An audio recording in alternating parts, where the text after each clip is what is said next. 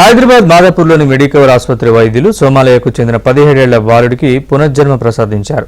అతి క్లిష్టమైన శస్త్రచికిత్సను విజయవంతంగా పూర్తి చేసి కొత్త జీవితాన్నిచ్చారు. తీవ్రమైన పొత్తికడుపు, క్షయ, మల్టిపుల్ ఎంటర్క్యూటేనియస్ ఫిస్టులాస్తో బాధపడుతున్న బాలుడు అనేక చికిత్సలు చేయించుకున్నప్పటికీ ఫలితం లేకుండా పోయింది. దీంతో క్లిష్టమైన చికిత్సను విజయవంతంగా పూర్తి చేసినట్లు వైద్యుడు వెంకట పవన్ కుమార్ తెలిపారు.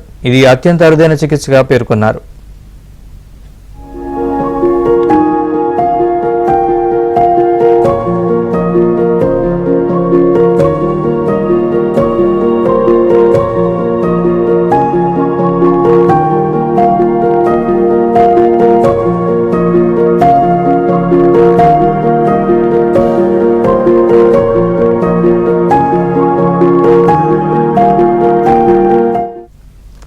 హైదరాబాద్ మాదాపూర్లోని మెడికవర్ ఆసుపత్రి వైద్యులు సోమాలియాకు చెందిన 17 ఏళ్ల బాలుడికి పునర్జన్మ ప్రసాదించారు. అతి క్లిష్టమైన శస్త్రచికిత్సను విజయవంతంగా పూర్తి చేసి కొత్త జీవితాన్ని ఇచ్చారు.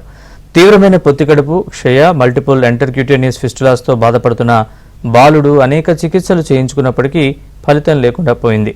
దీంతో క్లిష్టమైన చికిత్సను విజయవంతంగా పూర్తి చేసినట్లు వైద్యుడు వెంకట పవన్ కుమార్ తెలిపారు.